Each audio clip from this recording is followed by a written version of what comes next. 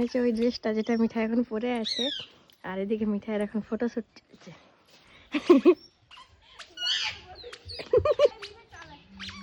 এটা কি আদর হচ্ছে নাকি? ওটা কি হচ্ছে? এখন কানের পরে দিচ্ছে ওর ওর মিমিকে। বেলচাটা নিয়ে যাও। দেখো একটা কানে কানের ছিল, সেটা খুলে দিয়েছে অলরেডি। কুকুর হাত দিবে, বেলচাটা নিয়ে যাও। আর খুলো না। আর ঠিক হবে না ঠিক।